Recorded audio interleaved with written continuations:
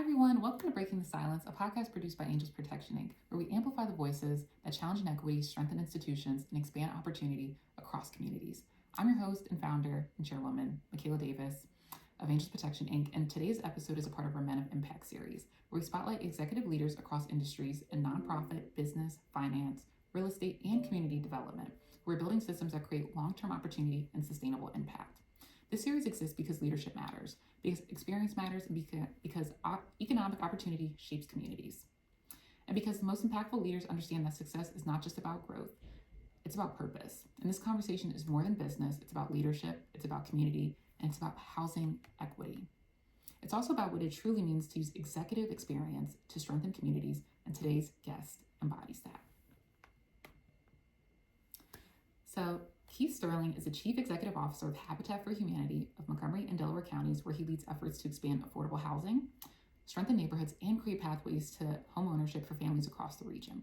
Since stepping into the CEO role in 2022, Keith has leveraged decades of executive leadership experience to guide the organization's growth, operational strategy, and community impact initiatives, helping families achieve stability and long-term economic mobility through homeownership, achieve stability, and long-term care. Prior to joining Habitat for Humanity, he also served as president and owner of Reliance Investment Group, where he focused on acquiring and improving and underperforming manufacturing companies. He also served as president and owner of Advanced Metals Group for over 2 decades, leading mergers, acquisitions, and turnaround strategies across 11 underperforming manufacturing companies. Early in his career, he also served as executive vice president of operations at USA Technologies and founded Radnor Development, where he led real estate development projects including over 2,500 apartment units and 400 acres of mixed-use land. He also holds a bachelor's degree in economics, where he played a foundational role in shaping his leadership approach, strategic decision-making, and understanding of economic growth and community development. What sets him apart is also his ability to bring private sector leadership and operational excellence into mission-driven work, expanding impact and strengthening communities. So I just want to welcome you to the podcast today. Thank you so much. Yes, no, thank you. And I kind of want to just start off by asking, can you share a little bit about your professional journey and what ultimately led you to Habitat for Humanity? My professional journey was one of self-discovery. I think I got out of college and spent 5 years in the corporate world and found out that wasn't an ideal fit for me. So I started my first company at 27, and I spent my lifetime of business involvement as an entrepreneur. So you go out there, you find something you want to do, you get passionate about it, and you put all the pieces together to make it happen. So that really lent itself well to stepping into the nonprofit world. My journey into the nonprofit world was I sold my companies like 2 months before the pandemic hit. Became a little bit of a couch potato, as everybody was back in that day, where a big day out was going to the grocery store with a mask on. And so I went from driving a car at 100 miles an hour to driving a car at 5 miles an hour. And my wife encouraged me to get off of the couch and go give back, and it was time. So I sent my resume to Habitat, and I was fortunate my predecessor saw something in my resume that said, we have some things that we think you could help us with. And that's how my journey got started. It was really that simple. No, I love that. So a lot of what I'm hearing is that background journey that you had in real estate really helped stepping into this role to take Habitat to the next level for the region. Yeah, I tell people this all the time. What we do in the nonprofit world is 3 times more difficult than what I did in the profit world. Building an apartment complex is literally 1/3 of the effort that it takes to build a couple of homes for Habitat. And a large part is because you put so many different elements together to make that happen. We call it stacking, particularly for financial sources.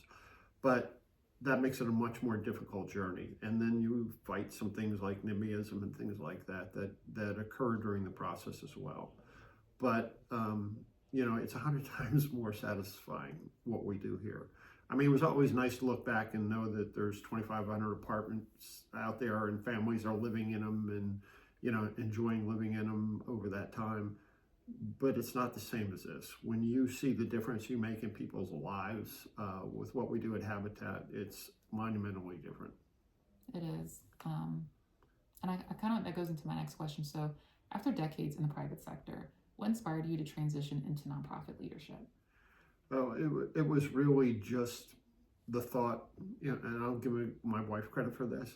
She's like, you need to give back. You've been successful in life, and you have some skills, and you're offering them to me, and there's probably somebody that would benefit more than me from your experiences.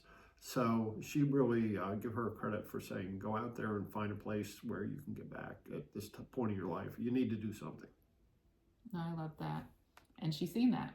And now you're doing it. And also, too, so like as CEO of Habitat for Humanity, Ronco Delco, so what is your vision for expanding affordable housing in the region? It's a monumental task. It's not one that Habitat can solve on its own. So a lot of my focus is what can we do? Well, there's limitations of what we can do. We serve 1.4 million people. The deficit in affordable housing is about 10,000 homes that need to be built just to catch up with the demand of the families that would love the opportunity to buy an affordable home in Montgomery and Delaware counties. That's huge. There's no way we can do that. So how the question becomes, how do we take a leadership role and make this problem aware and act as a facilitator to bring people together to make it happen? Because it can only happen in the private sector. I mean, there's plenty of homes being built, but none of them fit in our category of what's affordable for a young starter home, a young family that wants to get into a starter home and begin a life of home ownership. So, our role has to be that of a leader, educator. I mean, that's probably the biggest difference we'll make. We'll still build enough homes to place people that wouldn't have been able to qualify to own a home otherwise of our family. We'll still be able to do plenty of that, but it won't be enough to put a dent in the demand in the marketplace right now for what needs to be filled. We need to act as a leader and bring the private sector and the government both to the table to make this happen. No, I agree. Especially when you're saying being a leader and an educator to the community, because you guys do a lot of education around home ownership. So I was thinking maybe you could talk a little bit about that, what that looks like when folks are trying to go through your program. When we announced that we're seeking candidates to end up purchasing a home from Habitat, one of the things we do with the marketplace is we go out there and hold sessions, and Brittany Crenshaw, who does a lot of this for us, and John Guidish, they actually go out, and they'll go out in the evenings or at lunchtime or whatever, and they'll be at a YMCA, and we'll invite people to come in and learn more about how the program works. And that's been very rewarding. A lot of the people that show the initiative to show up for those things and sit through the meeting end up being the homeowners. Because they made the effort right up front to be there. And a lot of this has to do with a lot of will to make this happen for your family. Because you're going to put in a lot of hours into the building of your own home. You're going to put a lot of hours into education that you just brought up, where you're going to sit through classes and you'll learn. Most of our homeowners, this is the first time they've been in a home ownership role. And our educational system does almost nothing to prepare you for what owning a home's involved with. You don't go through high school, you don't go through college and take a course in home ownership. But the reality is it's the largest asset most families own in their lives, and they're unprepared to do that. So when we take somebody that hasn't, in all likelihood, even owned a home or lived in a home that was owned by a family member, it's an educational process. There's a ton of different things that they need to be made aware of and accept that of what the realities are. You just have to pick up the phone and call your landlord and say, I got this problem. Our team does a wonderful job mentoring and continuing to mentor. We put them through a course, but at the same time, you're never going to cover 100% of what happens in life. All of a sudden, circumstances change in their family. They need somebody they can talk to. So mentorship is part of that as well. No, it's really important, that mentorship piece.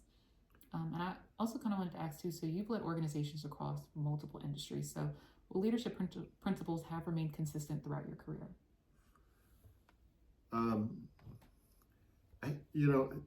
Leadership always falls into one major bucket.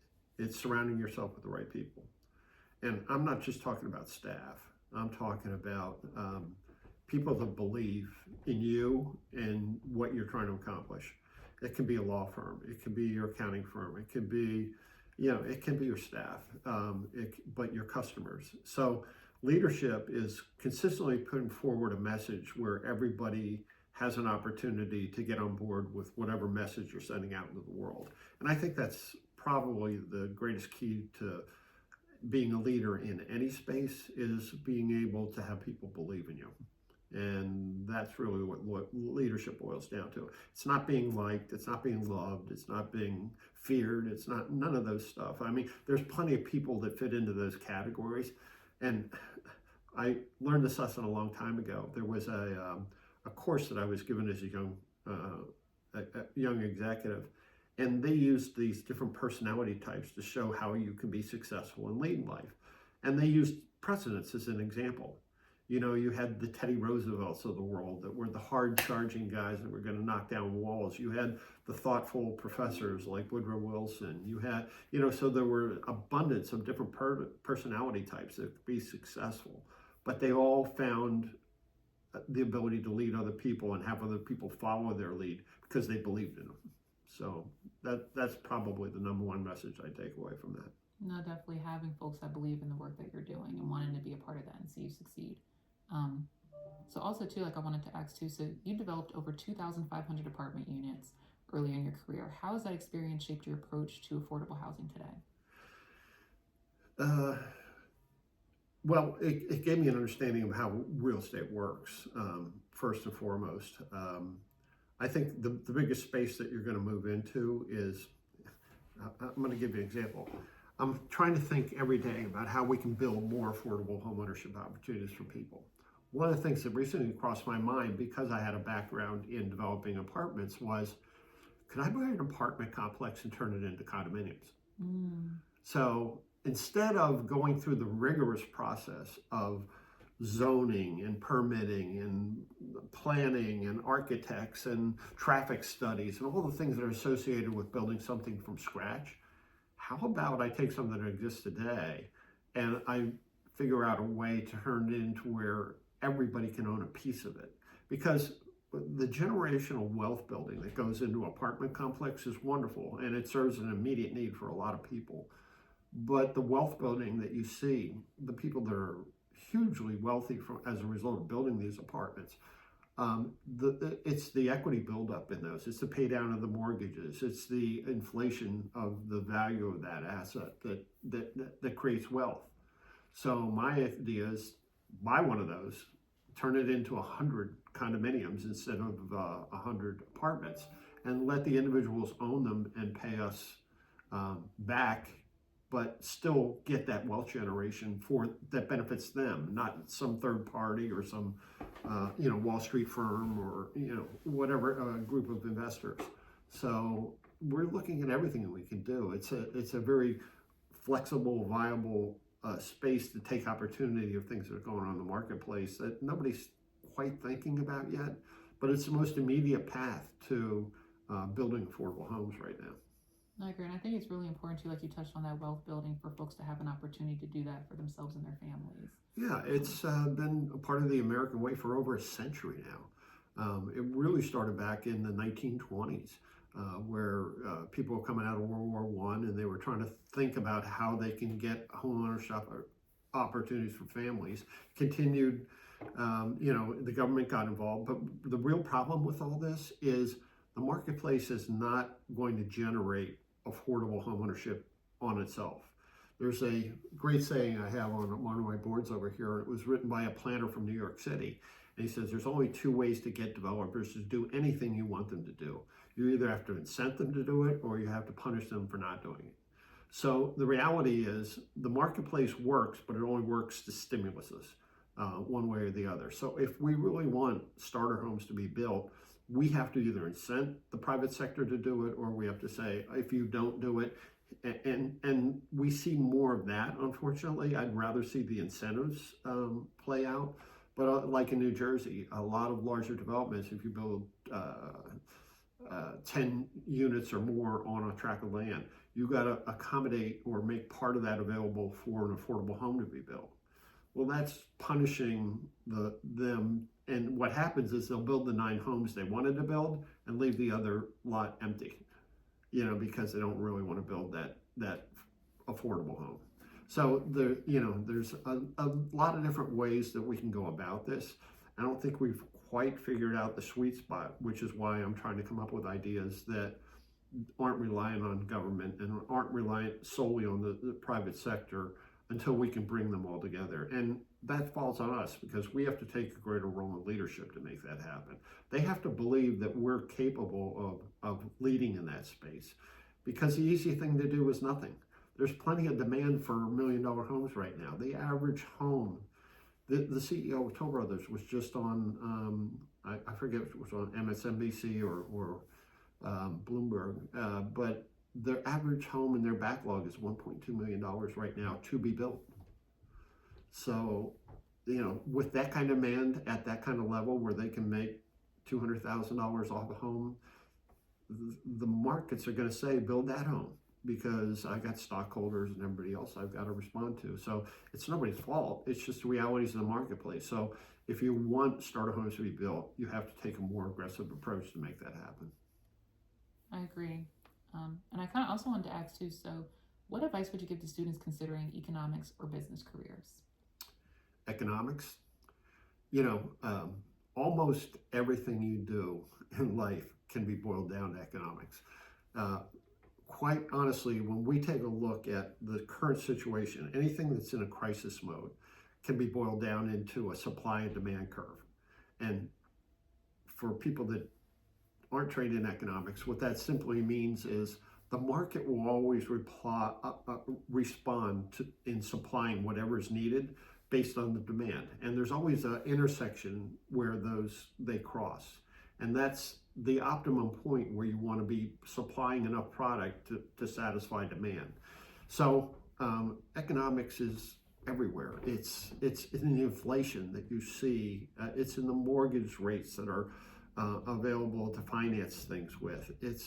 Economics is the backbone of literally everything that goes on in the world from a monetary standpoint. So it's served me well over time to have an understanding, but it's more of a macro view. It's not the nitty gritty of competing for an interest rate on a credit card or a credit rating for an individual. Those are all minute factors of it, but it's a larger picture, understanding the bigger picture of what's going on in the world. No, I agree. And also too, that kind of goes into my next question. So what skills are most important for future leaders who aspire to reach the C-suite? I'm sorry, the last part was? What skills are most important for future leaders who aspire to reach the C-suite? Well, I can only respond for myself. I don't really know. I haven't done a larger study on everybody. But for me, it was a lifelong quest to continue learning. When I got out of college, the first thing I did was bought a book about real estate because I knew I had an interest in it. I went to work for a bank and insurance company that was deeply involved in real estate. So it was called Winning Through Intimidation or something like that. It was a very bizarre little book that I picked up in an airport somewhere along the way. But it was fascinating because it offered a perspective that was not a typical academic perspective on real estate. And it sparked to me a lifelong interest in learning. I've read probably between 500, 600 books at this point about business, about real estate. And more typically, a lot of the books I've been gravitating to recently have been about human nature. There's a wonderful book called The Laws of Human Nature written by a guy named Robert C. Greene. I'd recommend it to anybody. It's lengthy. It's a 500-page book, but it offers so many insights because 90% of what you accomplish in life, you accomplish through other people. You don't sit in an office, you don't sit in a vacuum, you sit and you surround yourself with people that are going to help you achieve your personal objectives. So interacting with them on a daily basis and understanding their perspectives is probably the most valuable asset that you would have in your personal portfolio of skills to deal with and to manage your way through life. Whether it's in your family, it's in your spouse, it's in your friends, it's interacting with other people is probably and understanding how to successfully do that and understanding their perspectives, because all you have is your own perspective. So having some insight into where other people are coming from, I think it's probably the number one thing I would rate for a leadership skill. No, that's really important. Understanding where other folks are coming from, because you'll constantly be collaborating with everybody. Also, too, like, what types of projects or cross-functional opportunities should professionals try to get involved in to prepare for executive leadership? Well, in retrospect, I didn't have this advice given to me when I was younger, but in retrospect, being involved with a nonprofit is just a wonderful thing to do. I wish I had done more of it, because my involvement was really, we talked about this earlier, was attending functions without deeply involving myself in the nonprofit world. It was, writing a check or going to an event or whatever it happened to be. But when I start to see the people that are involved in the nonprofit world and what they do, they're always hungry for support. They're always hungry for help. They're always willing to listen to what you have to say. That's not the thing in the real world. Yeah. In the real world, you have a job, you show up, you get it done, and you continue to get promoted through life until you reach, you're familiar with the Peter Principle, where you reach your level of incompetence and you're stuck there forever. Well, that's not the nonprofit world. It's, what else can I do? How can I volunteer? How can I, you don't have to write a check, but there's a million different ways that you can help other people. And it's the most rewarding part of life. So having that balance outside of the workplace of having something that has a more meaningful purpose of it than collecting a paycheck, I think that's, even if you don't have a family, you can get some of those same intrinsic benefits from working with a nonprofit. I agree.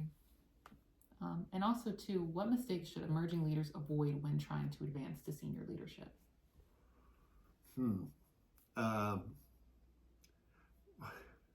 I can tell you from personal experience, thinking you know more than you know. I've gotten cross. I learned really early that being the most knowledgeable person in the room is not necessarily the smartest person in the room. So like I said, read all these books, amassed all this knowledge, thought I had it all figured out. And yet I would continue to walk in a room and there's somebody smarter there. It's like the Olympics of, there's always somebody that can swim faster or punch harder or whatever it happens to be. So understanding that whatever knowledge you possess is just an invitation to have a dialogue, not to dictate that you're try to prove that you're smarter. I could spend the rest of my life arguing with somebody back and forth, trying to convince them I'm right and they're wrong. Whereas if I just flip it and I say, tell me why you think that, or why are your beliefs? What facts do you have that are the basis of your belief that you're taking the right course of action here?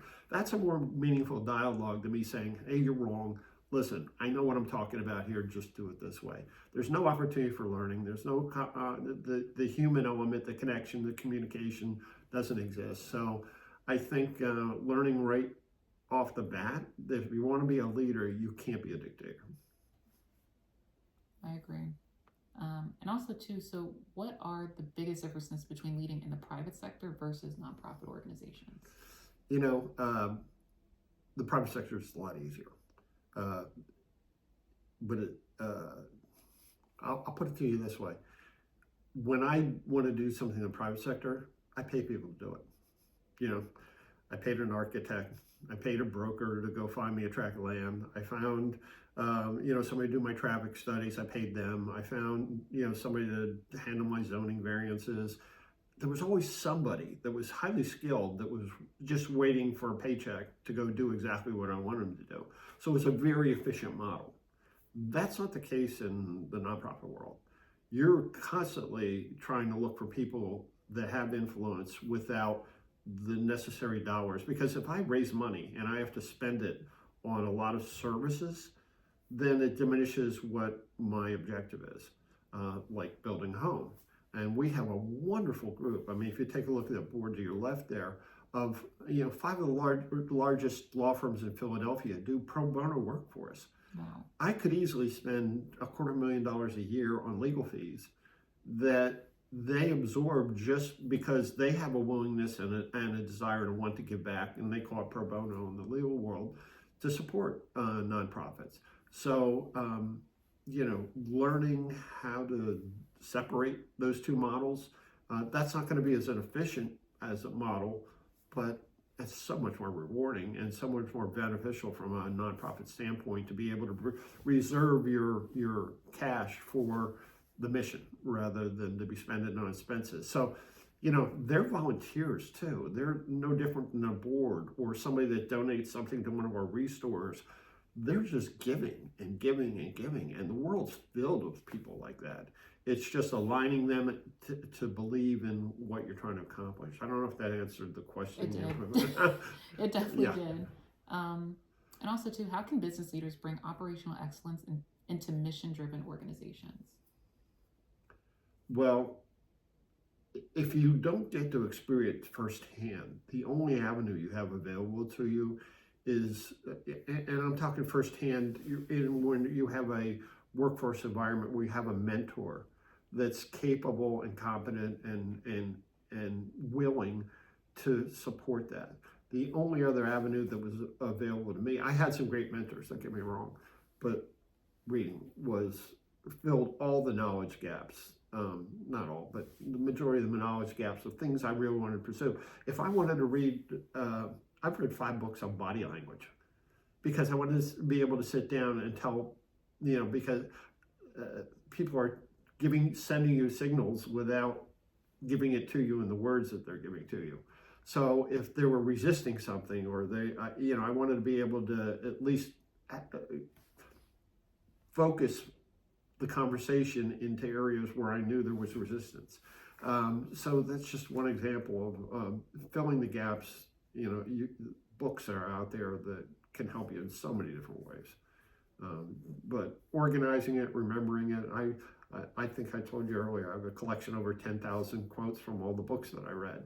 So, and they're all organized in 243 different categories. So, and I read them once a year. So I read it in a book, I highlight it in a book, I transcribe it from a book into one of my databases. I read the little pen scanner I showed you. I read that because it's never 100% accurate. So something that was really important to me that I captured out of the book, I've read it 5 times by the time it's in my database. And then I go back and read it once a year. So having that information and that knowledge available to you is an invaluable way to stay fresh and stay ahead and not let things slip from your memory that you once viewed as really important. And sometimes that, 20 years later, you won't value that as much as you did 20 years ago because you'll have a different perspective on that issue. So. Yeah, and I think that process that you have too is really great. And then reading it once a year, like that refresher, I think also helps with leadership too. And also too, I wanted to ask, so when you think about your leadership at Habitat for Humanity, what impact do you hope to leave? Well, my legacy is going to be the people that take over from me. I've gone out of my way to build what I think is going to be one of the most impressive Habitat affiliates in the country. And they're all young, smart, talented people that are mission focused. They get it. You don't hit a home run on everybody that you hire, but for the most part, this group is really on top of their game. So, I mean, my legacy is whatever they accomplish by putting them in a place like this, the offices, and making sure that they're out there and engaging the community and involved in the outreach, and surround them with a board of directors that can fill all their knowledge gaps and support them as they continue to grow in these roles. I'm towards the end of my journey, so that's really what I want to accomplish, is what they accomplish. by putting them in a position to succeed. No, I love that. And also too, like, what does leadership with purpose mean to you? You know, it's different in the nonprofit world than it was in the profit world. I mean, the purpose of the profit world is always who ends up with the biggest bank account. So that's how you measure your success. And it's shallow and it's arbitrary, but a lot of good comes out of it. I mean, you see the Gates and the Buffetts and all these guys giving away billions of dollars, and their ex-spouses, and they're doing a lot of good in the world with the money they've accumulated. But having a purpose to get out of bed every morning other than just making money, I can't describe the difference in the feeling. I mean, it's I did a closing recently where 4 families went to close on the ownership of their homes, and the first 3 went as they usually do. We signed all the papers and did everything, and the first 2 were rather routine. The third one was while we were doing the closing, the 2 children in the family were out in the backyard playing tag in a yard because they never had a yard before. And they were out there and watching them enjoy that was really rewarding. But it was the 4th closing where that closing took an hour. And the reason it took an hour is because the woman who was buying the home cried through the entire hour of the closing, just not entire closing, but she'd say, I need to take a break, and she'd start crying and say, I can't believe this is happening to me. So to know that you're making a difference in people's lives to that degree, that's what it's all about. That's purpose. I agree. And those emotional moments, because like you said, most folks don't have that opportunity, and you guys create that opportunity for working class families to have that American dream for their family. So now I want to ask the $1 million question. How can folks get involved with Habitat, whether it's like volunteering or if they're interested in maybe some programs that could help them on their journey to homeownership? So yeah. Yeah, well, I'd encourage them to go look on our website to begin with, which is habitatmontelco.org. But there are a ton of different ways. If you want to be a homeowner, we do have a lot of sessions, and we periodically have homes in areas that you'd be interested in available. It's a commitment on somebody's part to own that home, but I think it's tremendously rewarding. We don't charge interest on our homes, so when somebody buys a home from us, every penny they spend on their mortgage goes to principal. Wow. Which is a huge benefit. We can't be in that business because we get grant dollars. We can't turn around and charge an interest rate. We then become a for-profit company. Right. So, I think that's something worthwhile. But for the average person that wants to get involved out there, always start with the volunteering. There's a myriad of ways that they can help. We have probably 6 or 7 committees, our program committee, our volunteer committee, our development committee. Whatever their interests are, that we'd welcome them to come in and talk to us about participating in it. But volunteering far and away is the number one thing. And you can just stick your foot in the water and say, I just want to volunteer for 4 hours at one of your restores one day and see if I enjoy it. And I guarantee you will, because the people you get to work with are great people. So that'd be my recommendation. No, I love that. So guys, you heard that. Make sure you look on the website. There's ways, you guys are looking for volunteers too, if they want to. Always. Okay. They always need volunteers. So if you're interested in their mission, please look into that. And also to look at the website for their different programs that they offer, if that is in alignment with what you're looking for.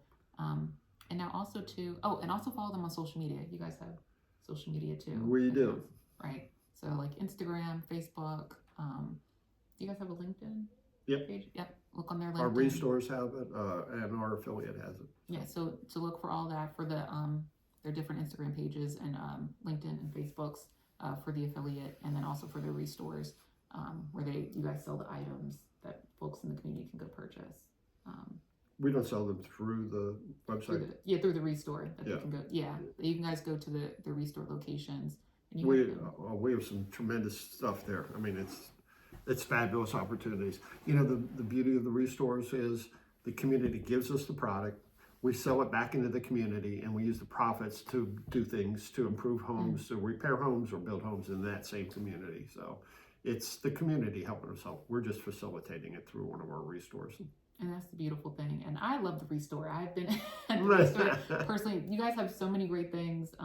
From like I've seen dishwashers and fridges and couches and we have paint. new lines of clothing that you probably didn't see before when you were that. there. We just opened a 44,000 square foot restore up in North Wales, and we probably have about 7,000 or 8,000 square feet of clothing. Oh wow! It's like exactly what you see when you walk into a Goodwill or And the beauty is, once again, unlike a lot of other nonprofits, everything that you do through our restores comes back into your own community. Wow.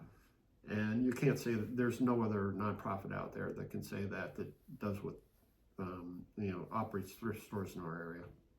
No, that's a beautiful thing. So guys, please check out the restores because they're all throughout the counties in Mako and Delco that you guys have.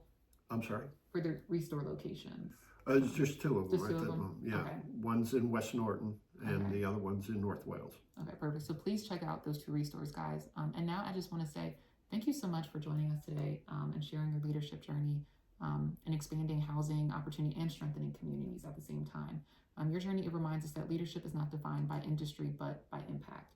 And housing creates stability. Stability creates opportunity. And to our listeners, thank you so much for joining us today on the Breaking the Silence podcast. And remember, silence protects systems, not people. So let's keep breaking it together. And please like, comment, and subscribe here on our YouTube channel and follow our social medias. So take care, guys. Bye.